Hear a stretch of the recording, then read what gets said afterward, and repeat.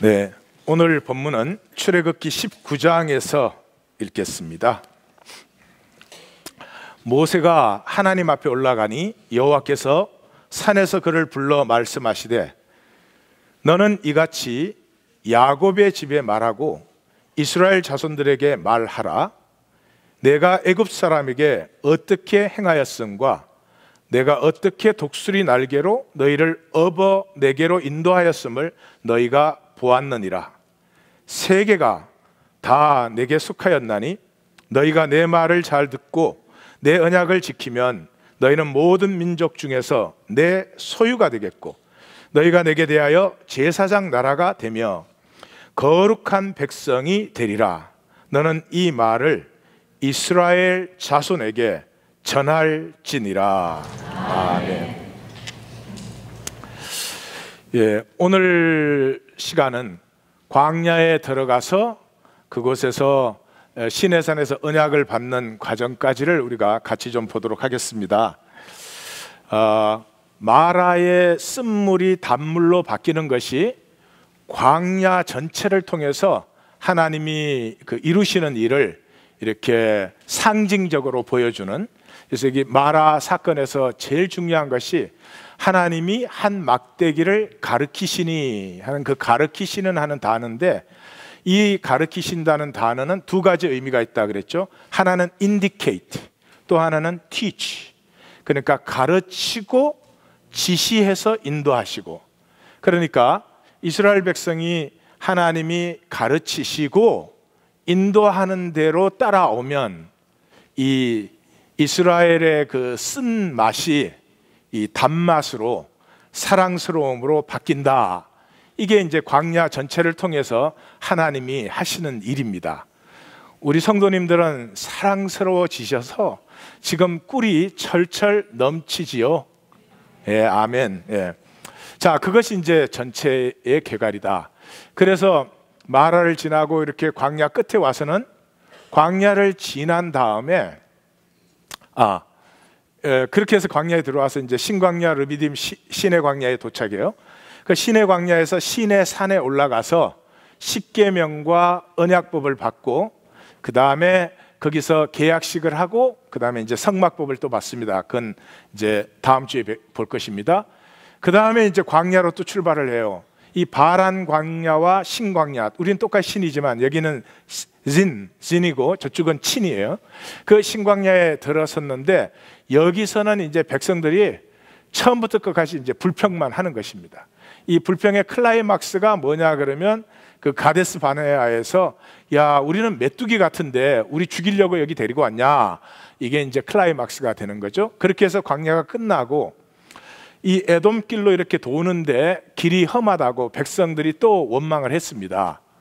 그 원망을 함으로 말미암아 뱀에게 물려서 노뱀 사건이 일어나는데, 이 노뱀 사건은 바라봄이죠.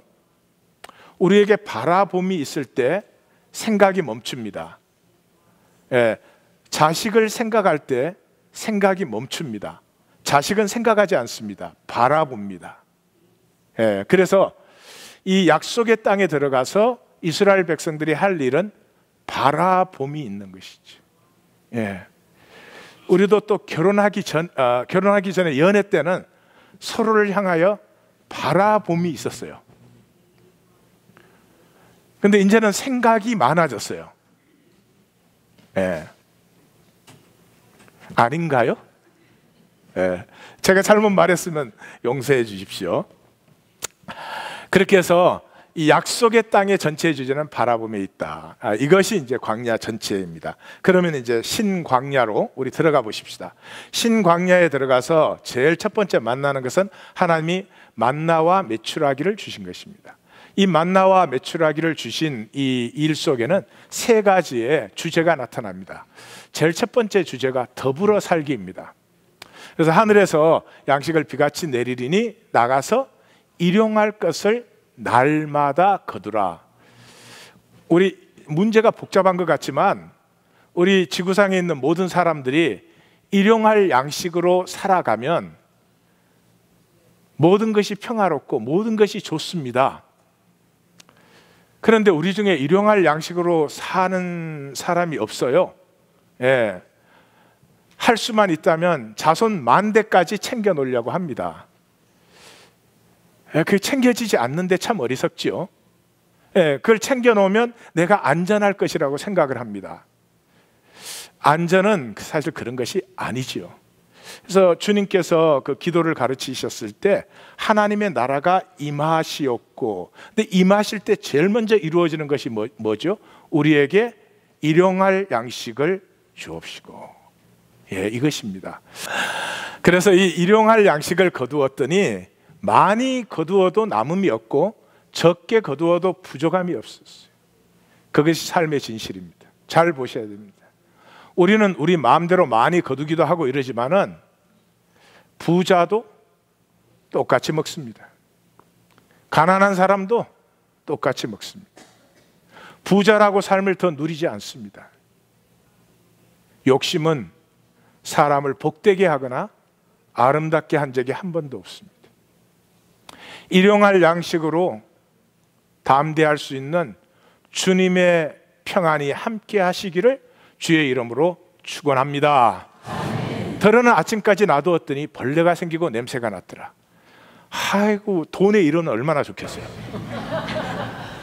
돈을 놔두면 벌레가 생기고 썩으면 얼마나 세상에 누가 욕심을 부리겠어요. 얼마나 우리 서로 잘 살까요? 성도님과 저 사이도 친해질 것 같아 그러면. 그죠? 예. 근데 돈은 안 그러나 봐요. 더불어 사는 것이다, 삶은. 가장 중요한 원리입니다. 남편과 아내로 만났어도 이걸 모릅니다. 더불어 살자고 만났는데 네가 오르냐 내가 오르냐, 무슨 누가 더 컨트롤 하느냐, 이게 세상이 우리도 모르게 우리를 주장하죠. 두 번째가 노예의 건성을 씻는 것입니다. 이 광야에서 이스라엘 백성이 하나님을 10번 원망했다, 신명기에 그렇게 나와요. 근데 오늘 요 한 사건에서 원망이란 말이 7번 나옵니다.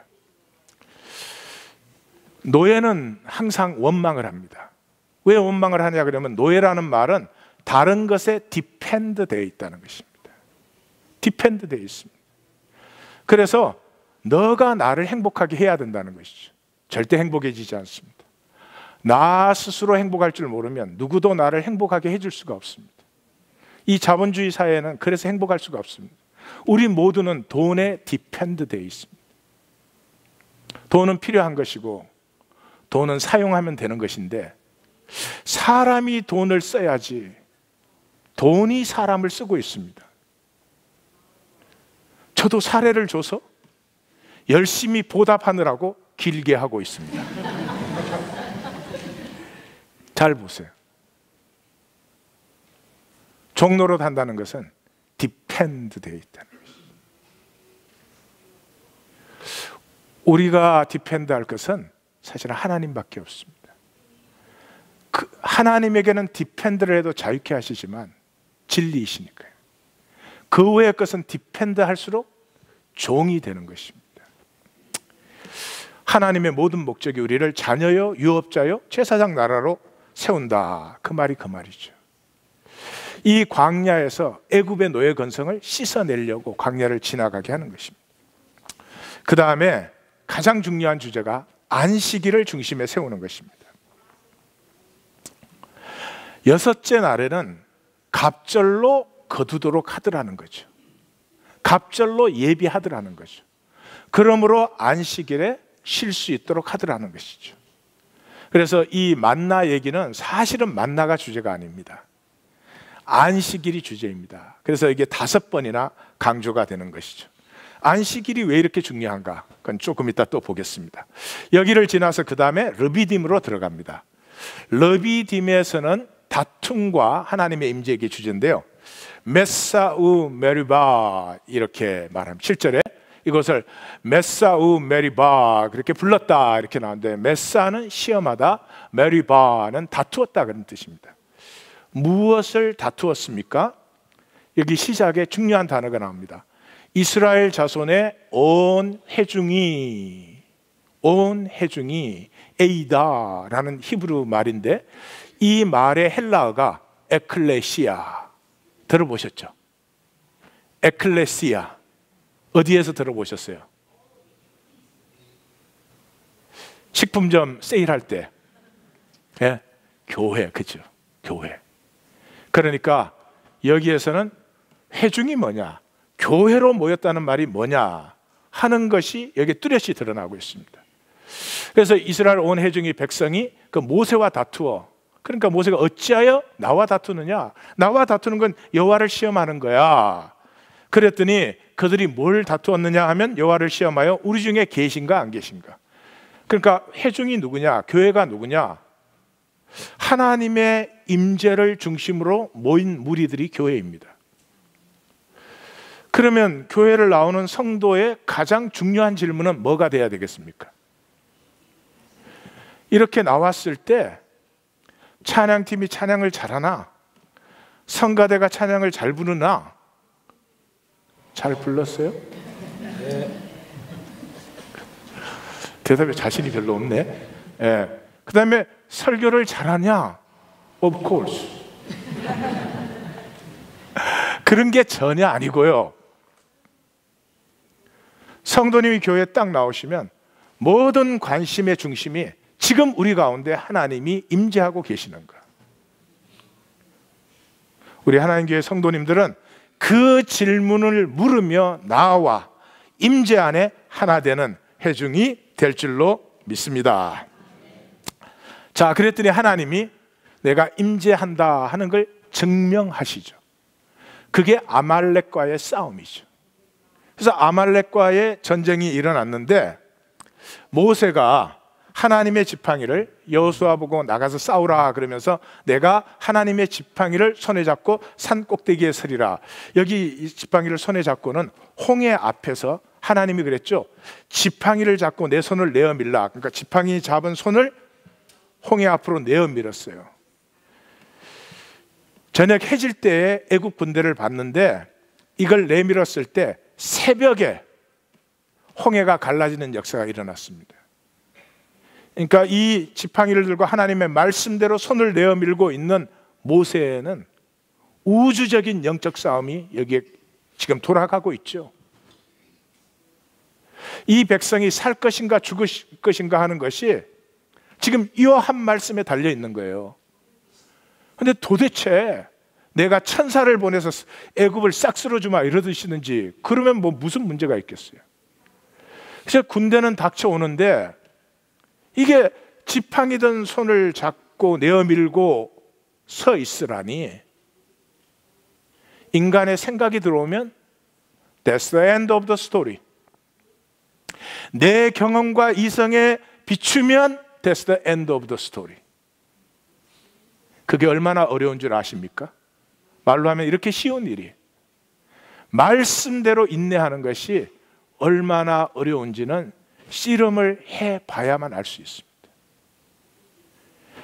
모세가 자기가 배운 것을 여호수아에게 전하고 있는 거죠. 나가서 싸워. 내가 하나님의 약속을 의뢰하여 지팡이를 들고 서 있을 거야. 그래 쓴 거죠. 그래서 모세가 손을 올리고 있으면 이스라엘이 이기고, 손을 내리면 아말렉이 이기고. 그럼 저는 재밌어서 이렇게 해볼 것 같아요. 이렇게.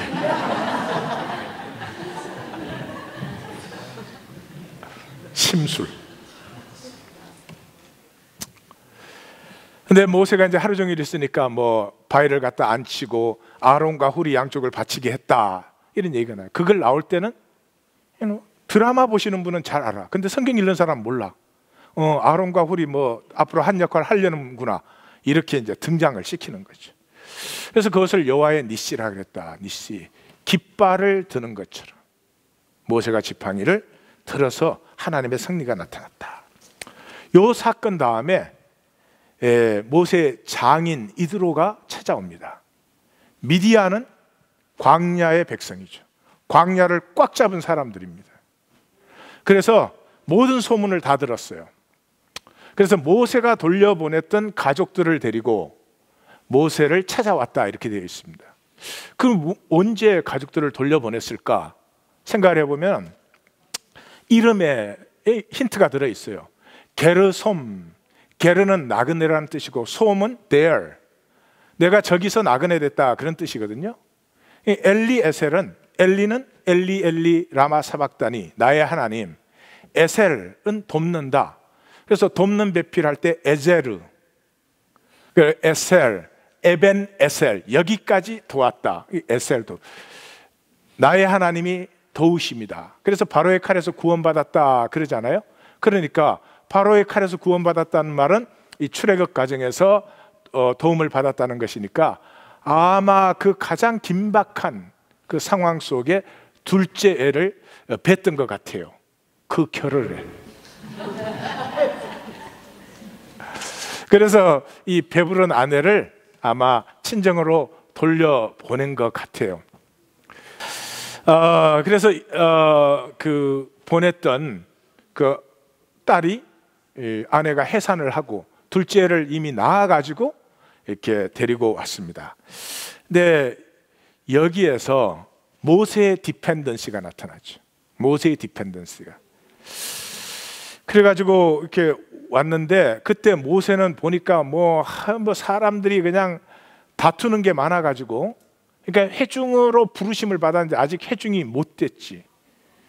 그 왜 하나님 교회의 얘기가 성경에 나오는 걸까요? 그렇게 다 다투니까 모세가 그걸 다 재판을 하는 거죠. 그러니까 뭐 정신이 없지. 그러니까 그 장인 이드로가 여보게 그러는 게 아니다. 조직을 해. 1000부장, 100부장, 50부장, 10부장 이렇게 해서 각기 알아서 해야지 자네가 그걸 어떻게 다 하나.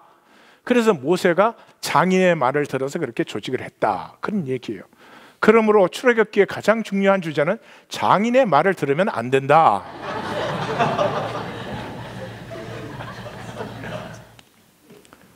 하나님이 조직을 안 하셨잖아요. 그럼 기다려야 되는데 우리 사람은 그게 잘 안 되나 봐요. 그래서 바깥에서 끌어들였어요. 이제 스토리가 좀 진행되면 하나님은 십진제가 아니고 12지파를 세우시죠. 그리고 이 광야는 미디안이 꽉 잡고 있으니까 저 같아도 그래요. 장인이 믿어봤을 것 같아요. 광야에서는 뭐 미스터 미 뭐 다 하니까. 그래서 이 다 법이 끝나고 다시 광야로 출발할 때 어떻게 해요? 모세가 그 처갓집에 부탁을 해요. 우리를 좀 인도해 달라고. 그 얘기를 들으면 불기둥과 구름기둥이라는 게 이렇게 현상의 눈으로 보이는 게 분명히 아니었던 것 같아요. 아니 그게 현상의 눈으로 보이면 따라가면 되지 왜 처가에 부탁을 해? 처가에? 그랬더니 그 처가의 제일 큰 처남 이름이 호밥인데 우리는 호밥 씨는 없어. 호철 씨는 있어요. 근데 그 호밥 씨가 단칼에 거절해서 싫어요. 그래가지고 할 수 없이 모세가 구름 기둥과 불 기둥을 따라갔대요. 예. 그랬는데 광야가 끝나자마자 이스라엘의 최대 시험이 어디에서 왔어요? 미디안에서 왔죠. 미디안에서 오는 바람에 모세가 그 미디안과 전쟁을 해서 미디안을 쳐 부셨다, 그렇게 나오죠. 그 모세도 그러지 않겠어요? 그 인도자로 세움을 받았지만 누군가의 그 좀 기대고 싶은 마음, 그 왜 없었겠어요? 예, 저처럼 시편 84편 궁정을 사모를 디펜드하면 되는데. 자, 그렇게 해서 시내산 앞에 도착한 이스라엘은 이제부터 시내다나라는 시내산의 이야기라는 것이 펼쳐집니다. 출애굽기 19장 1절에서 시내산에 도착해서 민수기 10장 10절에서 시내산을 출발할 때까지의 얘기가 나오는 거죠. 오늘 얘기는 도착에서부터 십계명 언약법을 받고 계약식을 하는 데까지 우리가 보도록 하겠습니다. 자, 시내산에 도착해서 제일 먼저 나타나는 것은 하나님이 강림하시는 거예요. 하나님의 현현이 나타납니다. 오늘 우리가 읽은 본문이기도 한데요, 가장 중요한 부분이에요. 하나님이 선언하고 계세요. 내가 누구다, 왜 너희를 이끌어내었다 하는 걸 선언하고 계시죠. 그래서 같이 한번 읽어볼까요? 내가 애굽 사람에게 어떻게 행하였음과 내가 어떻게 독수리 날개로 너희를 업어 내게로 인도하였음을 너희가 보았느니라. 세계가 다 내게 속하였나니 너희가 내 말을 잘 듣고 내 언약을 지키면 너희는 모든 민족 중에서 내 소유가 되겠고 너희가 내게 대하여 제사장 나라가 되며 거룩한 백성이 되리라. 그러니까 하나님이 이 광야의 모든 여정의 목적을 선포하시는 거죠. 그 선포하시는 그 핵심 출발이 세계가 다 내게 속하였나니, 우리가 하나님의 형상으로 지음 받았다, 우리가 하나님의 자녀다 그렇죠. 그럼 좀 이런 의식을 가지면 안 될까요? 세계가 다 내게 속하였나니 나로 말미암아 세계가 복을 받으리라. 그래서 제가 바쁘기 때문에 내가 있는 자리에만 복이 되지만 내 마음은 온 세계를 축복하고 있어. 좀 그렇게 세상은 죽어도 내 것만 챙기면 된다, 이런 의식에서 생명이 피어날까요? 나로 말미암아 할 수만 있다면 더 많은 사람이 땅끝까지 복을 받기를 원한다, 이런 마음에서 삶이 피어날까요? 대답을 거부하시는군요. 보셨으면 삶이 피어나는 쪽으로 사십시오. 세상에 쏘으면 삶이 오그라드는 쪽으로 살아요. 그렇게 되면 심지어는 남편 아내 사이에조차도 그렇게 되기 시작해요. 피어날 수가 없어요. 그래서 나에 대하여서는 내 소유가 된다. 이게 스굴라라는 단어다 제가 말씀드렸죠. 스굴라는 보물을 말합니다. 하나님이 우리를 향해서 You are my treasure, 내 보물이라는 거죠. 옆에 분에게 한번 해보세요. You are my treasure. 예. You are my treasure. 그렇죠. 그 다음에 세상에 대해서는 제사장 나라, 맘브레켓 학과하님, 그런 단어다. 학권이가 아니고 학과하님. 예? 세계에 대해서는 제사장 나라가 되고 자신에 대해서는 거룩한 백성. 사랑하는 성도님들, 언제 행복하죠? 언제 행복할까요? 돈 많이 갖고 욕심에 찌들어 있을 때. 글쎄, 뭐 기분이 좋을지는 모르지만 행복이라는 건 아닙니다. 자리가 높아져 가지고 모든 사람을 졸로 볼 때. 지금 제가 상당히 높네요 여기서. 그럴 때 아닙니다. 깨끗해질 때, 내 자신과 삶이 나에게 깨끗하게 느껴질 때, 그때 행복하고 당당해집니다. 세상에 쏙지 마십시다. 생명은 다이아몬드 같은 거예요. 맑으면 가치가 있어요. 아무리 다이아몬드가 커도 맑지 않으면 값이 없어요. 그런 다이아몬드는 제게 주시기 바랍니다. 그래서 이제 하나님이 그렇게, 그래서 내가 너희를 불렀다 이렇게 하시면서 현현하시는데 준비를 시키죠. 성결케 하라. 성결케 한다는 것은 부부 사이에는 부부관계 하지 않고, 부정한 것 만지지 않고 먹지 않고, 그 다음에 옷을 빨고, 그리고 셋째 날에 하나님이 현현하세요. 근데 홀 포인트는 여기에 있어요. 하나님이 현현하시는 날은 날씨가 흐린가 봐요. 예, 우레와 번개와 빽빽한 구름이 산 위에 있고, 나팔 소리, 예, 크게 울리는 소리가 있고, 진중에 그래서 모든 백성이 다 떨더라. 그래서 또 그들이 볼 때 떨며 멀리 서서, 그래서 너무 두렵기 때문에 모세에게 당신이 우리에게 말씀해 주십시오. 우리는 도저히 두려워서 직접 들을 수가 없습니다. 그렇게 부탁을 했더니 백성은 멀리 서 있고, 모세는 하나님의 말씀을 받기 위해서 어디 가까이 갔다고요? 흑암. 여러분, 솔로몬의 봉헌 기도를 기억하십니까? 묻는 내가 미안하네요. 솔로몬의 봉헌 기도 이렇게 시작되잖아요. 하나님은 깜깜한 데 계신다고 하셨습니다. 그렇습니다. 하나님은 흑암 중에 계십니다. 우리의 생각, 우리의 논리, 우리의 이성은 눈으로 보는 것에 의해서 결정이 됩니다. 현상에 의해서 만들어지는 것입니다.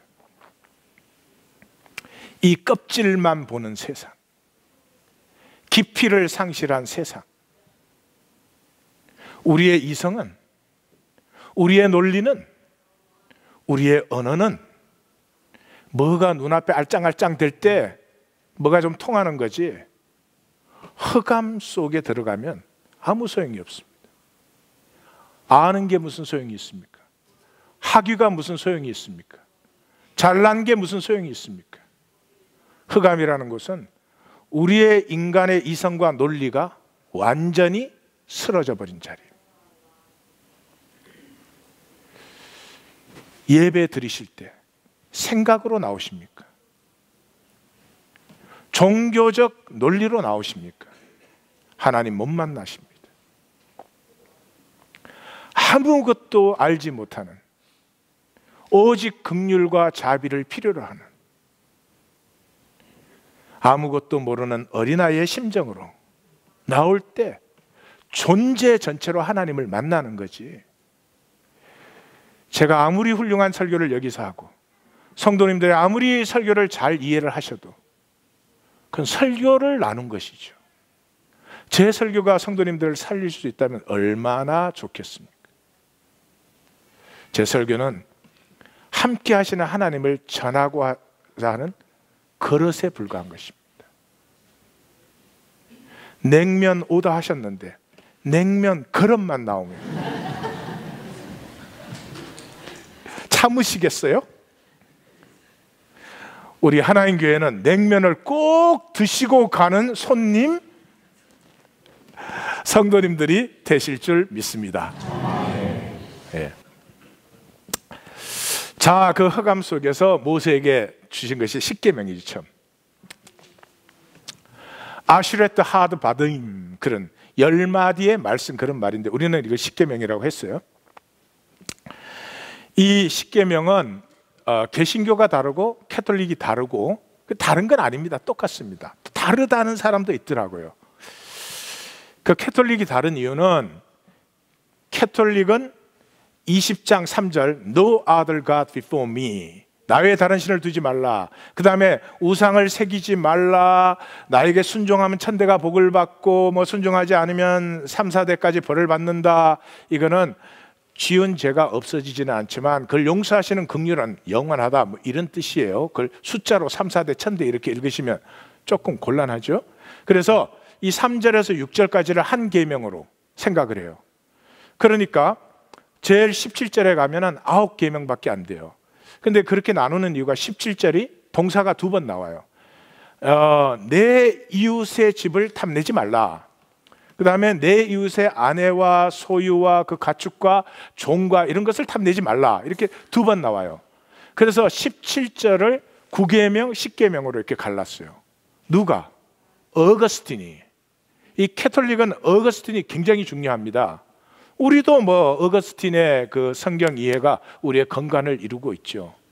근데 제 생각에 어거스틴도 사람이기 때문에 거기는 썩 잘하신 것 같지 않아요. 별로 상관은 없는데, 그 내 이웃의 집을 탐내지 말라 그러면서 내 이웃의 아내나 소유나 종이나 뭐 가축이나 이런 걸 탐내지 말라 이렇게 설명을 붙이는 거지. 그렇다 2계명으로 갈른 거. 근데 뭔 상관이 있겠어요. 그래서 어거스틴의 전통을 따라서 캐톨릭은 10계명을 그렇게 이해하고, 우리 개신교는 No other God before me 3절 1계명, 그 다음 이 우상을 새기지 말라 이거 2계명, 그래서 17절랑 몽땅해서 하나의 10계명 이렇게 따져요. 그래서 유대교도 우리하고 똑같고 동방정교도 우리하고 똑같고, 그래서 우리가 3대1로 이겼습니다.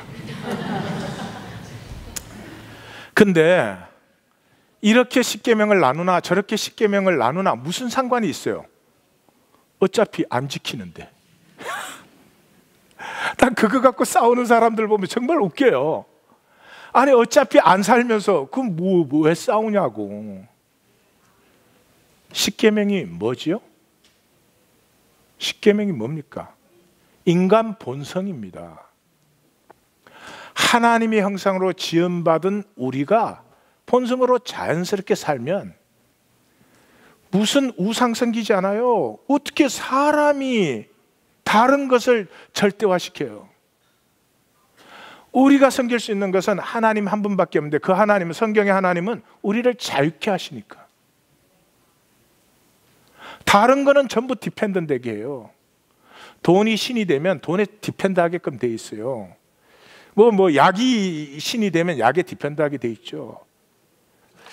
그래서 십계명에서 가장 중요한 것은 십계명 주기 전에 하나님의 자기 천명이에요. 나는 너를 애굽 땅 종되었던 집에서 인도하여 낸 너희 하나님이요. 무슨 말이에요? 내가 창조한 내 자녀, 내 인간은 어떤 것에도 얽매여서는 안 돼. 얽매이면 이상한 것이 나와. 자유하면 하나님의 형상이 피어나는 거죠. 하나님의 형상이 피어나는 거죠. 그 다음에 이제 언약법이 와요. 언약법은 제일 처음에 제단법이 나오고 그 다음에 칠법이 나와요. 노예법에서 절기법까지 7개의 법이 나오고 그다음 거기에 대한 경계의 말씀으로 이렇게 진행이 됩니다. 자, 제일 처음에 제단법이에요. 이게 중요한 부분이에요. 너희는 나를 은이나 금으로 만들지 말라. 은이나 금으로 만들지 말라. 은이나 금으로 만들면 돈이 많이 들까요? 조금 들까요? 많이 들죠? 그럼 돈 없는 사람 만들 수 없지. 더 기가 막히는 것은 24절에 이렇게 말합니다. 내게 내 제단은 토단을 쌓아라. 하나님의 제단은 흙으로 만들래요. 돌로 만들지 말고. 그리고 이어서 이렇게 말합니다. 다듬은 돌로 쌓지 마라. 이게 무슨 뜻이죠? 이 시대에 가장 참혹한 삶은 채석장 노예들의 삶이었습니다. 바로의 피라미드를 짓는 사람들은 4, 5대가 돌 캐내어서 돌 따듬는 채석장에서 태어나고 살고 죽습니다. 그 일만 하다가. 인간의 모든 의미와 가치를 완전히 말살시키는 거죠. 모든 제국은 돌로 쌓아져 있습니다. 다듬은 돌로 쌓지 마라. 뭐예요? 그 다음 절을 보면 더 분명하죠. 너는 층계로 내 계단에 오르지 말라. 근데 나 층계로 올라왔는데. 어머머. 층계로 올라오지 말라는 건 무슨 뜻이죠? 높이 쌓지 말아라. 근데 솔로몬 높이 쌓았습니까? 토단으로 나지막하게 쌓았습니까? 높이 쌓았죠. 따듬은 돌로. 이 말을 성전 사이트에서 다듬지 말라는 말로 살짝 바꿔가지고 다른 데서 다듬어가지고 끌고 왔기 때문에 성전 공사장에서는 망치 소리와 연장 소리가 들리지 아니하였다. 요 솔로몬의 치링. 솔로몬의 제단은 처음부터 하나님이 받으실 수 없는 제단이었어요. 그걸 하나님이 받아요. 아세요? 우리 예배가 하나님 앞에 합당해서 하나님이 받으시는 것 같습니까? 우리는 다윗의 길을 몰라요. 끝까지 솔로몬의 길로 갑니다. 계속 말씀하시지만 하나님이 받으시죠. 그 아픔을 좀 느껴보십시오. 7 제단법에 이게 4000년 이전의 문서입니다. 얼마나 혁명적입니까?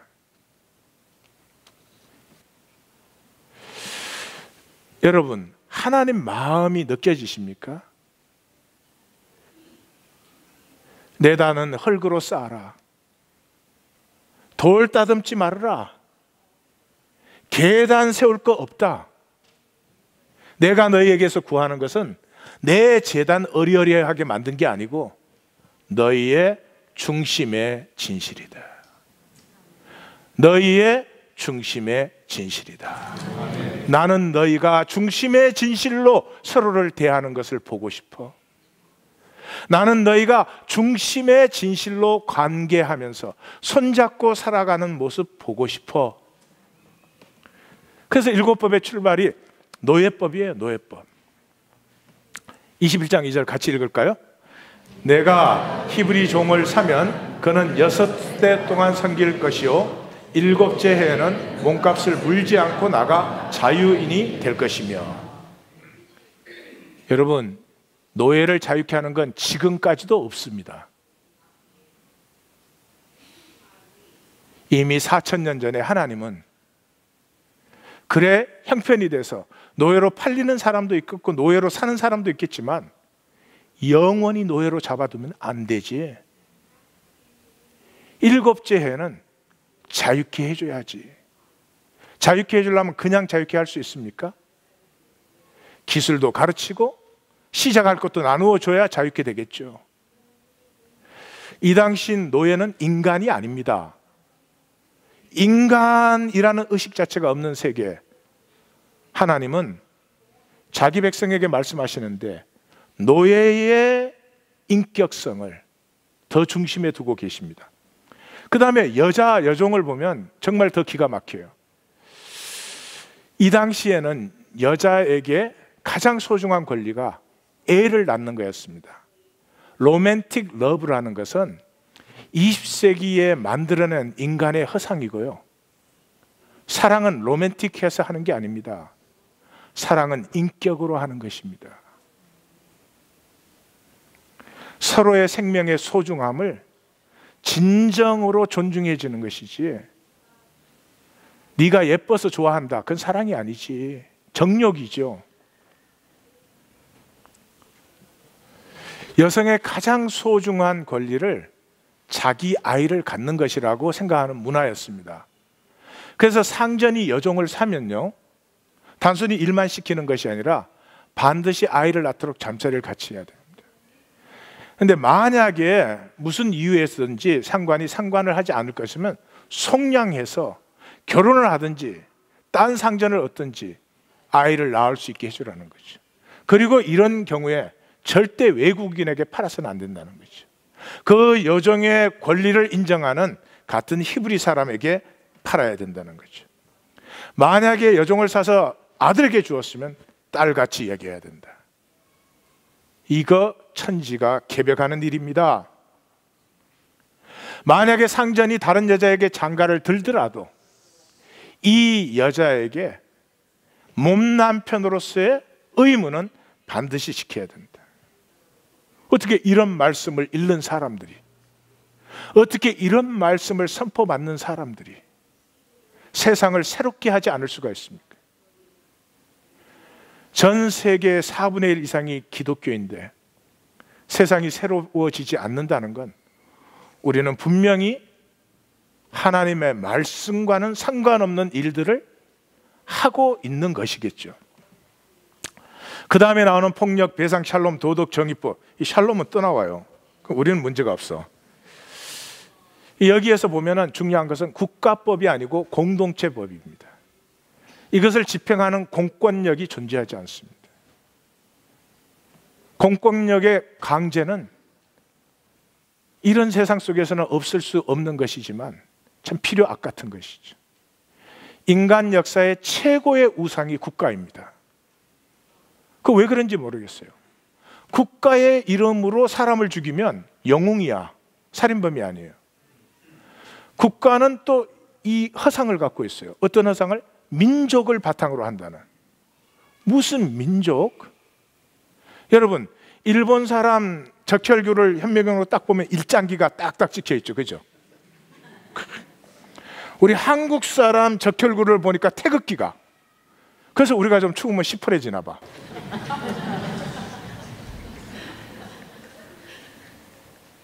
뭐가 민족이에요? 처음부터 다 섞였는데. 그 이상해요. 민족의 이름으로 미워하면 그것이 의로운 사람이 돼. 지구는 조그만합니다. 정말 작습니다.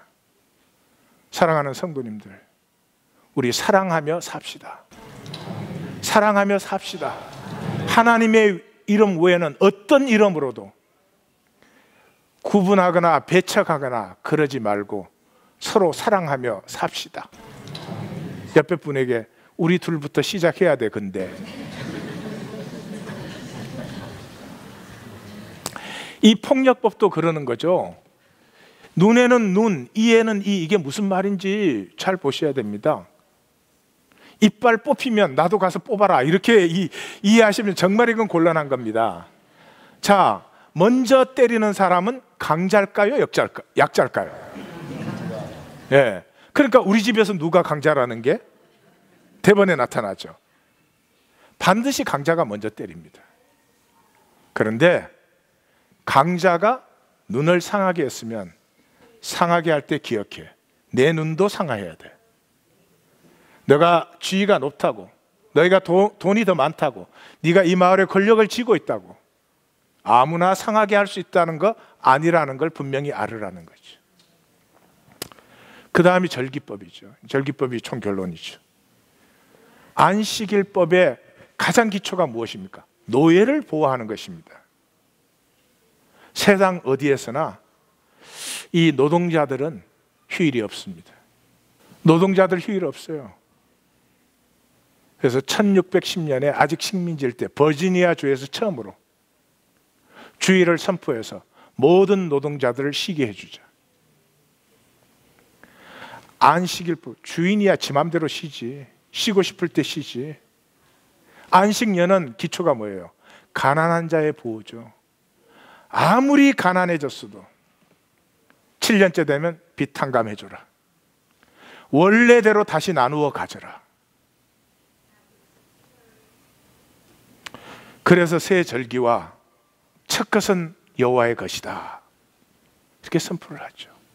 사랑하는 성도님들, 내 삶의 것, 여호와의 것 없으십니까? 내 것은 다 내 것입니까? 내 것은 내 마음대로 하는 것입니까? 정말로 하나님의 것이 없으십니까? 질문하셔야 됩니다. 내 삶에서 하나님의 영역이 인정되지 않는 한 삶이 세워지지 않습니다. 시간이 됐든 물질이 됐든 하나님 갖다 바쳐라, 그래야 복 준다. 그건 사기죠, 사기. 생명의 원리입니다. 여러분, 이 절기법을 보십시오. 시간이 어떻게 운용되느냐가 삶 전체를 결정하는 것입니다. 우리의 삶에는 중심, 스틸 포인트라고 합니다. 팽이가 이렇게 돌잖아요. 도는 동안은 쓰러지지 않습니다. 왜냐 그러면 중심에 스틸 포인트가 있기 때문이에요. 그런데 스틸 포인트가 없어지는 순간 팽이는 넘어집니다. 자빠집니다. 우리의 삶은 시간인데요, 시간의 중심을 어디에 두십니까? 어디에든지 두시고 사십시오. 중심이 없는 삶은 이게 어디로 갈지 모르죠. 칼 야스퍼스라고 하는 철학자가 있습니다. 원래 정신과 의사신데 철학자가 되셨어요. 왜 철학자가 되셨느냐 하면은 환자들을 치료하다 보니까 절대로 치유가 안 되는 사람들이 있어요. 절대로 치유가 안 되는 사람들. 그런 환자들의 케이스를 다 모아서 연구를 해보니까 간단한 게 발견됐어요. 중심이 없어요. 스틸 포인트가 없어요. 그래서 그때는 무슨 말을 하는 것 같은데 그 말을 전체로 놓고 보면 무드에 따라, 상황에 따라 이랬다 저랬다. 치유가 잘 되는 환자들을 보면 모두가 스틸 포인트가 뚜렷한 것입니다. 예배에 하나님의 주권을 세워보십시오. 예배를 내 형편 따라, 내 사정 따라 그렇게 드리시면 예배에도 내가 주권자잖아요. 그럼 내 주권으로 이때까지 세워온 삶이잖아요. 어떻게 더 이상 나아질 수가 있겠어요?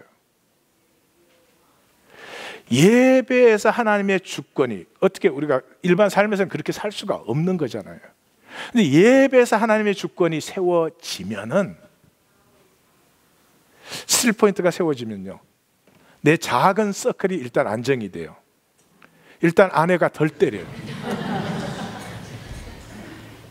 자식이 행복해해요.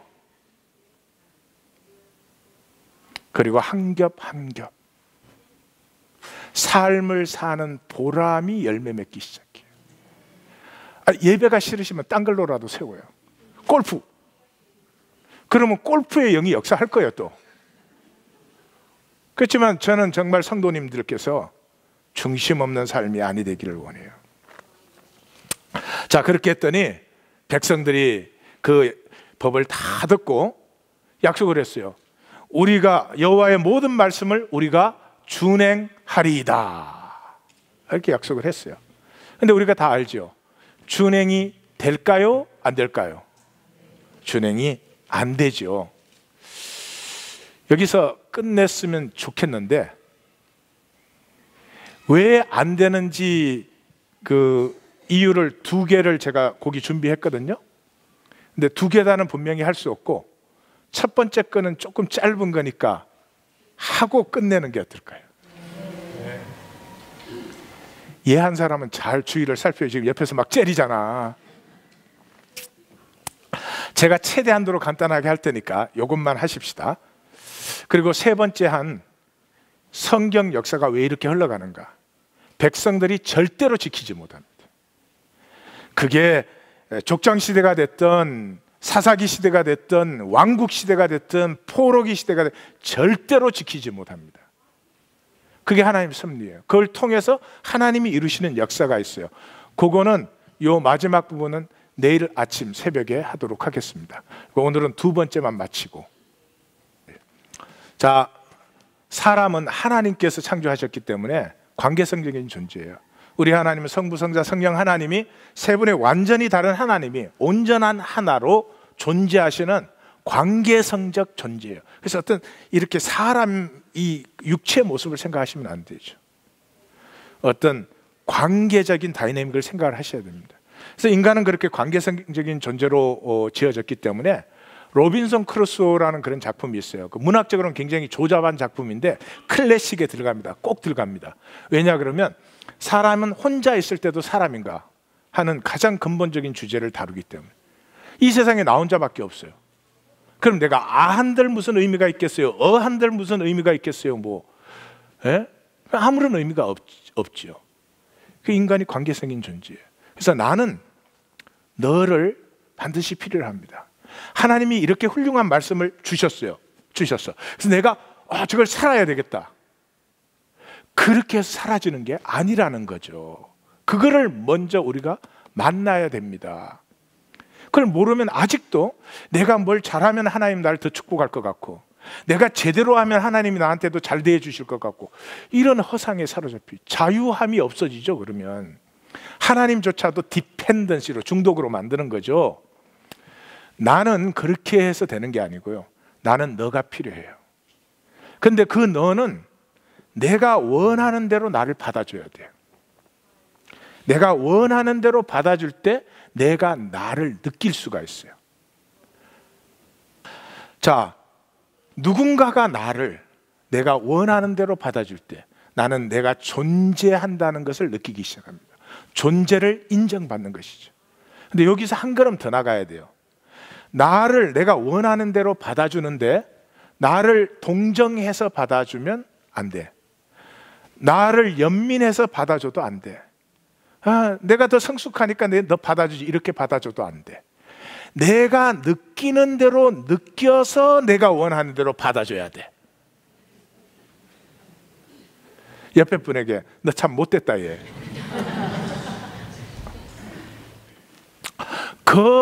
너 안에서만 나는 가리지 않고 속이지 않고 수치스러워하지 않고 두려워하지 않고 그냥 나, 부족하고 악하고 죄악되어도 그냥 나일 수 있어져요. 나일 수 있으면 그때부터 나가 피어나기 시작해요. 그런데 이 너가 나를 받아줄 때 이상한 역사가 일어납니다. 나를 받을 때 내 죄와 악된 모습을 그대로 받아요. 근데 내가 원하는 것처럼, 내가 느끼는 것처럼 해서 기쁨으로 받아줘요. 그때 뭐가 받아지냐 그러면 중심의 진실이 받아져요. 내가 생명이 잘하고 있으니까 죄도 짓고 악하기도 하고, 이게 당연한 거예요. 하나님은 그걸 절대로 정죄 안 하십니다. 하나님은 그걸 죄라고 안 그러시죠. 죄는 한 가지밖에 없어요. 성령을 해방하는 죄. 그 외에는 하나님에게는 잘못하고 부족하고 있는 절대 죄가 아니죠. 또 말이 이상해졌다. 그러나 이해하신 줄로 믿습니다. 그래서 받을 때 내 죄와 악을 그대로 받아준다는 말은요, 아직은 부족하지만 내 중심에는 내가 아름답고 신비하기를 원하는 그 중심의 진실함이 들어있습니다. 이걸 받아요. 이걸 받으면 내가 잘못했던 게 거름이 되어서 내 중심이 더 장성하게 피어나기 시작해요. 탕자가 아버지를 버렸던 그 경험 때문에 아버지에 대한 사랑과 신뢰를 더 진짜로 가질 수 있었던 것처럼, 이렇게 됐을 때 바라봄이 생겨요. 무슨 바라봄이 생기냐 그러면 그때 비로소 알아요. 내 평생에 나를 저주한 것은 나였다는 사실. 내가 나를 학대했어요. 내가 나를 절대로 용서하지 않아. 너 성공해서 돈 많이 벌 때까지, 너 성공해가지고 롤스로이스 탈 때까지. 아침에 교회 오는데 롤스로이스 컨버터블이 옆에 지나가더라고요. 비가 오니까 뚜껑은 씌었지만. 내가 그랬어, 여보 저게 롤스로이스야. 그랬더니 뒤통수를 딱 치면서 예배 가. 어머머. 세상에 목회자가 이렇게 영적 수준이 낮아서 어떻게 하겠어요? 근데 롤스로이스 간다 그랬는데 왜 때리냐고.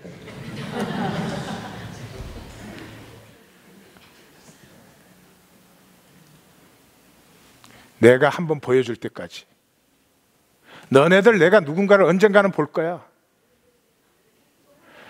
나를 무시 못할 거야. 아니 지금 자기가 무시 안 받으면 되지 뭐. 아무리 무시해도.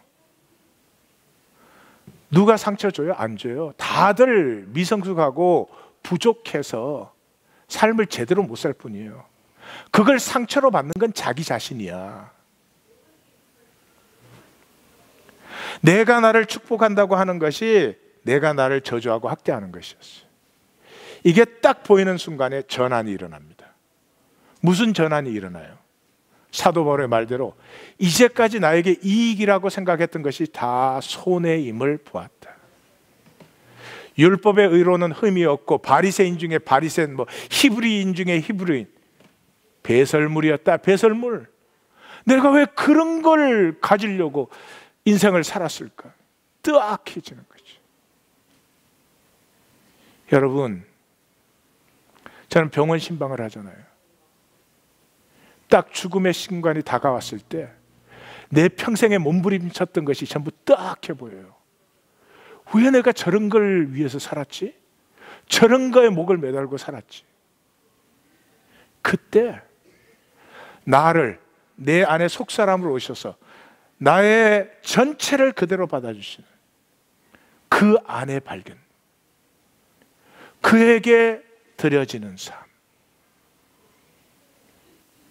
그 안에서 피어나는 나를 비로소 만나는 것이죠. 2016년 피어나고 누리시기를 주의 이름으로 축원합니다. 기도하십시다.